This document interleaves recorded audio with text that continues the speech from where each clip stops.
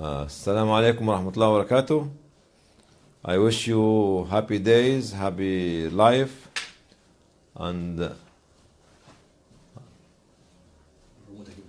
happy life for you and for everyone who's listening now. Been traveling for a month, that's why I could not be able to make live stream talks, but I have done quite a few from Turkey and from Iraq in Arabic, unfortunately.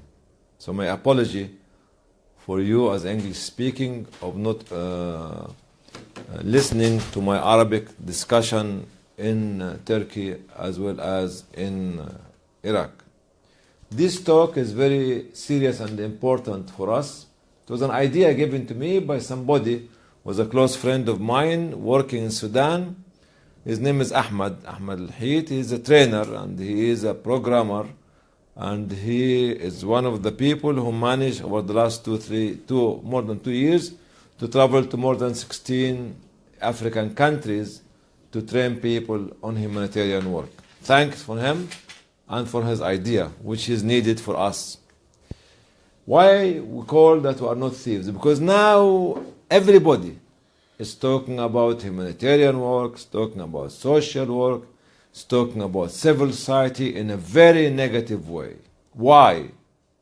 Either because they want to stop this movement from growing, or they don't understand, or they have an agenda actually to decrease the power of the civil society sector.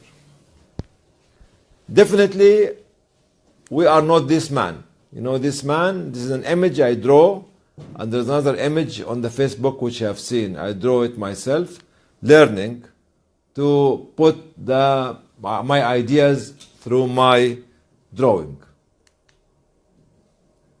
Also, we are not this man as well. There's some thieves go to steal the clothes, the utility, something in the house, like even furniture, even whatever. That were not these people. So, what is the definition of thief? We are not thief, or a robber, or housebreaker, or looter, or shoplifter, or peeping, snooping, spying, whatever you call it. We are not. Definitely we are not. And I'm fighting those individuals who are either ignorant or have got a dubious way of crippling the civil society sector and humanitarian worker. We are not. I'm very proud to say that. Definitely, I'm not this man who is, this gold teeth here, which there, no, we are not this man. So let us go and ask quite a few questions to the public to understand who are we. First of all, what is the meaning of humanitarian and social work? It's a profession. It is becoming a profession. It's a specialism. It's a system needed by any society everywhere. So when you talk about it, it's a profession. Khalas, humanitarian worker is a professional individual. Social worker is a professional individual. Okay? Do we need civil society and humanitarian organization? Yes, we do. Definitely we do. Million% we do it. Because any society has 3 legs. Government is one leg, civil society sector is another leg, and private business enterprise is the third one.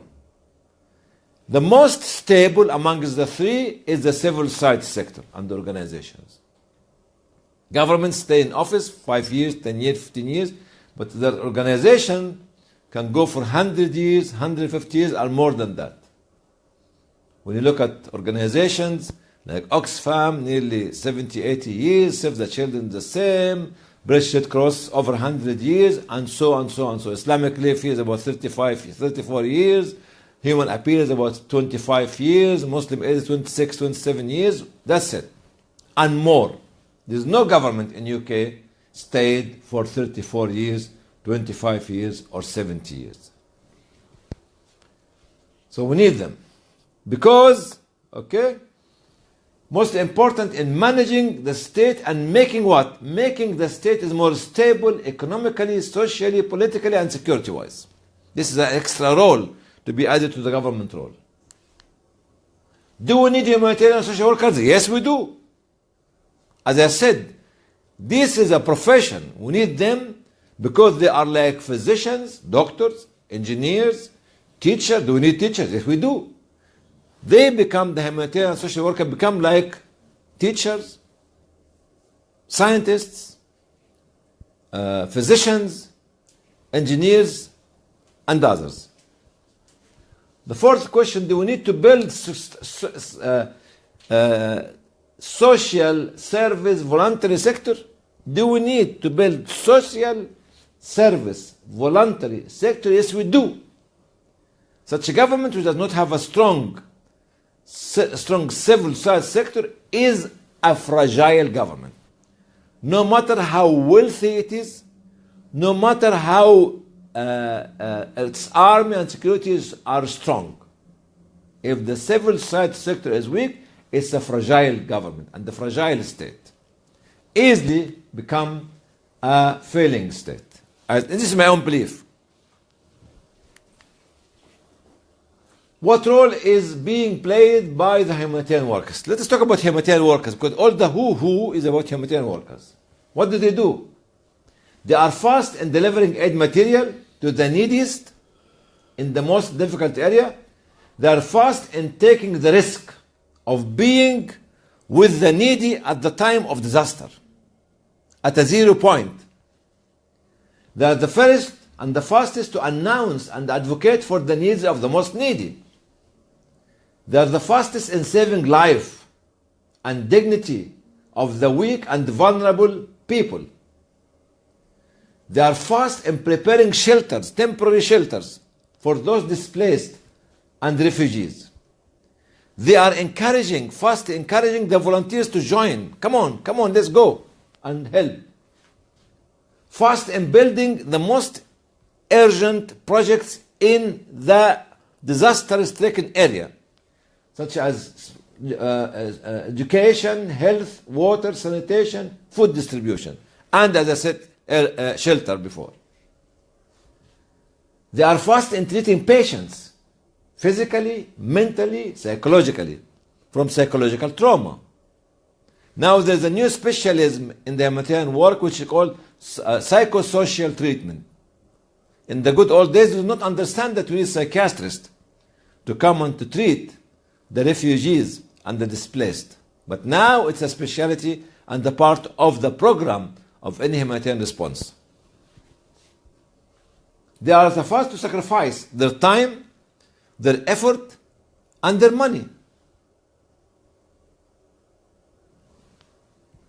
They are the first in defending the rights of the vulnerable, because they stand up.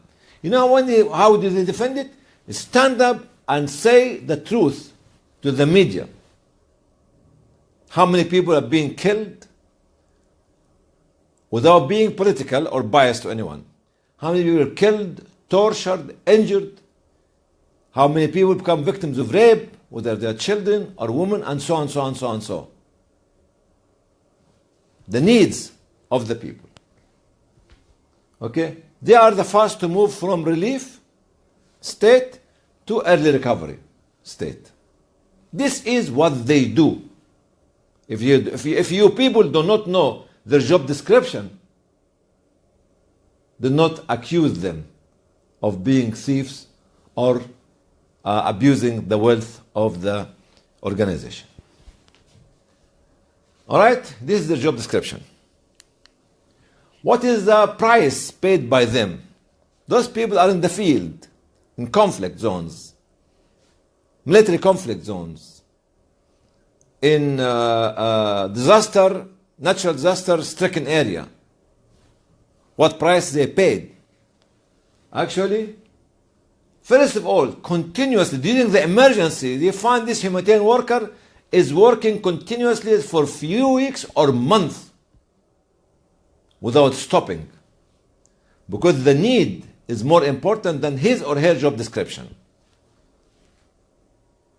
Exposed to what? You go to Africa, I give you all the different infectious diseases or tropical diseases, communicable diseases, because of the lack of clean water supply. And you know, I was in South Sudan, in 2003, to go around for the first time from Juba to Wau to Malakal and to get this needs assessment. And we hired a plane. Cost us about, at that time, $30,000. One of the young employees of my organization, I don't want to mention the name, it's not because not publicity, make a joke about us like become royal, hiring plane. When we landed in Juba, especially Wau and Malakal, all different kinds of worms, bugs, flies are there. When I came back, I tell him, sir, come with me and get exposed to infectious diseases which could destroy your liver instantly, or go to your heart, or go to your blood, or go to your brain. From malaria, down the road. Kala Azar, leishmaniasis, up the road. Tsetse, yellow fever, up the road. Don't make jokes about this.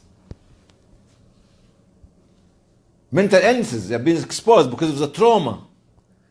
They see a lot of physical trauma affecting the refugees and the displaced people, and they become affected themselves. They are affected by injuries as well. Some of them are injured. I remember eight people have been shot by 8 workers from Islamic Relief, been killed, from Oxfam more and less, from Save the Children the same, from Human Appeal, from all the organizations. In Pakistan, Afghanistan, Chechnya, Somalia, and others. Very, very difficult area. Very injured, or losing one of their limbs, become disabled, or being killed. This is the price they pay. Being kidnapped as well. Some of them being kidnapped. Okay? Being taken hostages. Being jailed by conflicting parties and terrorist organizations. This is what they pay at the price when they work in conflict zones. Nowadays, whether it's in Libya, in Yemen, in Cox's Bazar, in Myanmar area, in Iraq and others, okay, in Syria, accused of being a part of supporting terrorist organization or radical group. This is the easiest. It is the easiest by any security or intelligence in the region misunderstand what you're doing because of the lack of their knowledge of the work that you are doing, so they can classify you. And regarding classification, few days ago I was in London and actually sitting with one of the lawyers who actually specializing of delisting people from the list. You know, one of the organization who is listing people have got 3 million names on its record. You know what is the criteria of making you a terrorist? Get someone to look at the media. Get someone to look at the article written about you. Then they put you on the terrorist list. Sitting crossing their legs in London or in France or in Paris or in New York, and you are near to death in this area, and somebody saying, yes, this journal said so about him or her, so on. And that's it. Accused of stealing, of course, stealing money, this is on the agenda all the time. Accused of trying to change the people's religion. Especially if you're working in this area and they accuse you of Islamizing the Christian or Christianizing the Muslims and whatever it is. Accused of sexual harassment, of course. This is on the table, on the menu. Sexual harassment with women or with young boys and girls. One of the risks as well, leaving their families for months. This is another risk. It's the price they paid. They leave their family for months to do what? To help the most vulnerable people. This affects the family unit, make it fragile, affect the state of well-being of the children without a father or without a mother, affect their education in a negative way. Okay? And some of them fail to get married, unfortunately, because they spend a lot of money and effort in this area, and especially young girls, because of they're more emotional than men, so they fail to get married and make a family. What are those? Who are those accusing them?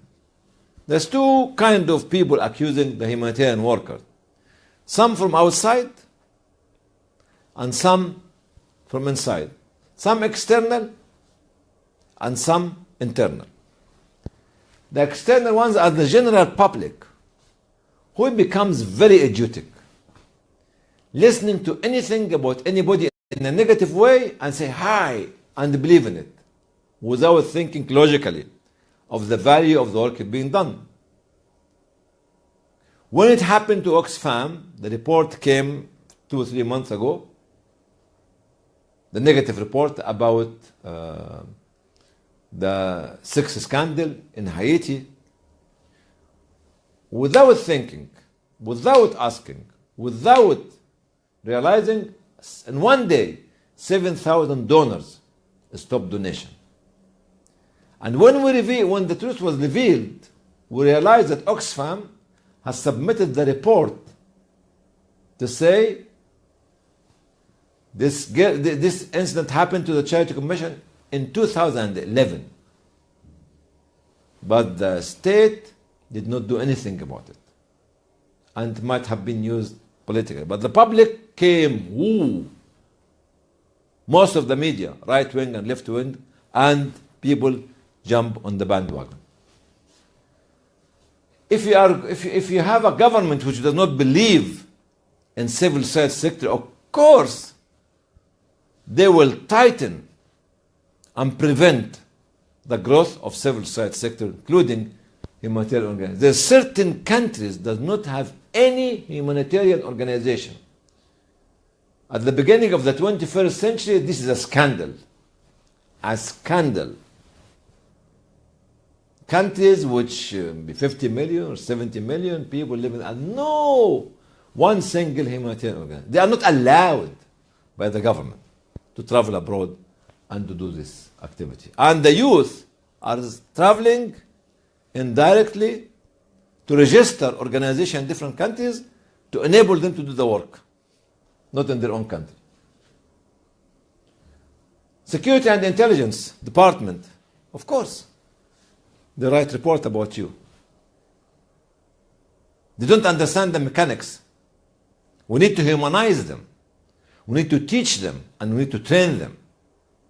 Because the role of the humanitarian worker is no different in this area of conflict zones than the role of a soldier who is defending his own country. As I mentioned earlier, many humanitarian workers have been shot dead in this area, or injured, or become disabled. Exactly like the soldier defending the country. Like the policeman, when they go to attack a terrorist cell or criminal group, okay, and some of the criminals shot them dead. Donor organizations, especially if it's from rich countries, from the West, they suspect the local organization, okay, especially in the Africa and Indian subcontinent. The media nowadays is filled with individuals. I don't want to call them individual creatures. We don't know them. Zombie creatures who are paid to do whatever the master is telling them to do, without any logic. They lie in the morning, they believe in the lie in the afternoon, and they lie again in the evening, and they believe in the second lie which contradicts the first lie at night. And they defend it. Hollow, zombie creature who are infested or infesting the media outlets. In different countries, not only in the West and the North and the South, everywhere. More in the East and South. Or the non-independent media organization, which is politically driven. Bankers, who become like God nowadays, stop the money to go to certain conflict area because it comes from Mr. Special name, or an organization have got certain name to an area in this area. And in my experience, for 1 year, we tried to send money from a Western country to a conflict zone area for 1 year and didn't go. Will you imagine what's happening in Somalia nowadays if the money does not go there where there's a flooding? Or to Yemen, which is under siege for the last 3-4 years, and more than 20 million people are in need. And this Mr. Lulu sitting on his desk or on her desk, stopping this money going to the poor people because it's a risk. But the people in this area will die. Banks, state and the public religious departments sometimes become extremely narrow-minded because they don't see the outside world. They use the verses from the Quran, they use the verses from the Hadith and others, the Hadith of the Prophet ﷺ, as well as other religion like this. They can't think, they can't see. Even nowadays in UK, some people trying to spread new ideology of zakats should not leave the street that they are actually in the area. What will you do to the people in Rohingya, in Arakan, or in Cox's Bazar? What will you do to the flooding in Somalia nowadays? What will you do to the displaced people coming from Eastern Ghouta? What will you do to the 20 million people in Yemen? Or the 3.5 million displaced people in Iraq? Or the displaced people inside Turkey? Or the 80,000 people, actually refugees inside the camps in Greece? Coming from Iraq, from Syria, from Yemen, from Eritrea. What will you do to the people of Eritrea? Who are between Djibouti, Yemen, and Sudan, and. What will you do to them? So this kind of people who have the narrow-mindedness of not understanding the value of the work should not give fatwa, especially on zakat. Businessmen who are actually now think, oh, I have to do everything myself. He has no knowledge. He does not have, or she does not have the know-how. And they spend their money, they pour their money in a failing projects. But because it's his money or her money, they do it. And they don't trust the others. Young, zealous people like yourself, like ourselves, you can't just get the fruit from the tree after putting the seed in the soil. Not like this. You have to be patient. You have to learn the know-how. Then you have to wait and struggle and build and communicate and build partnership to get your fruit. Internally, lack of vision at the HQ. HQ which does not have a vision at all. Every day they have different views of what they can do. Okay? Lack of proper planning. There's no plan. There's no business plan. There's no 1 year plan. There's no strategy. There's no procedures. There's no policy. There's no financial management. There's no systems on the level, at the level of the HQ, okay, which is headquarters. Unqualified, incompetent officers, either in the HQ or in the field offices. And unfortunately, I've seen a lot of unqualified people, officers, young officers, managing highly experienced people in the field and making them frustrated. because they are close to the decision makers, or they are friends, or they are relatives, or their sons and daughters. No. Disrespecting the knowledge of the local qualified workers. When you look at me as I'm an African, he doesn't know. She doesn't know. An Asian, she doesn't know. Latino American, no, you don't know. We know, because we have been born in this country. Lack of knowledge at the HQ level of the the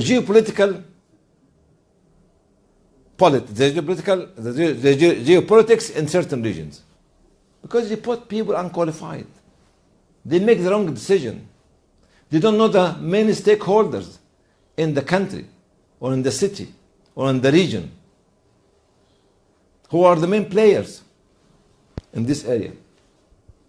Donor policy, imposing donor policy. You see, you wake up in the morning, some donor come and tell you, this $100,000, I want you to get Ramadan boxes or food bags. I was in Turkey a few weeks ago, and I found a lot of volunteers coming from certain donor country, 15 or 20, distributing a few hundred tons of food material after 7 years of working in Turkey. Why don't you educate your volunteer to do something more solid than just giving the food? Most of the refugees and displaced Syrian people do not need food. In Somalia nowadays there's a flooding. We said a year ago, we don't want to dig deep wells. We want to build dams. Dams. It's more expensive, but it retains the water. You see, this flooding in Somalia, it's happening every year. I was there 2016 and it happened.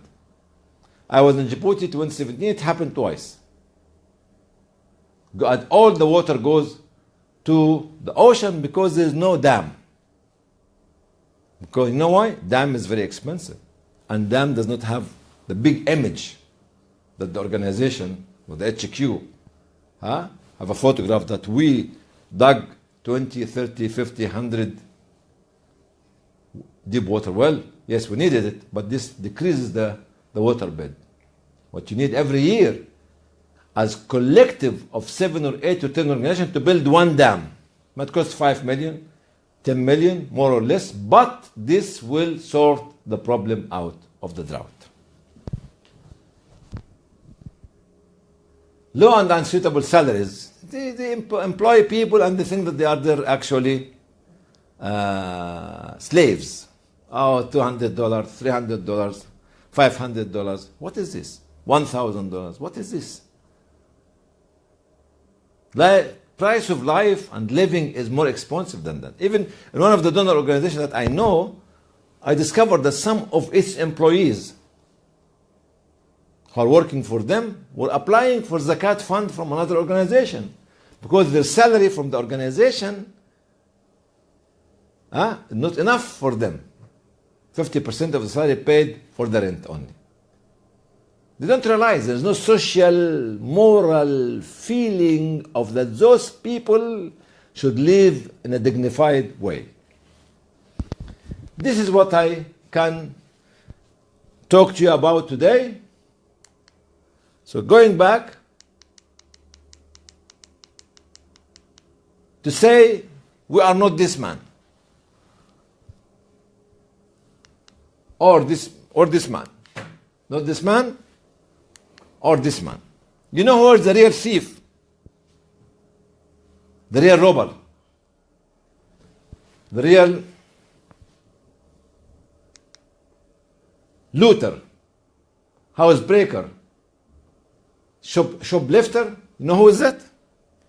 Is the one who accusing and attacking the social voluntary service organization, the humanitarian organization and workers of being thieves.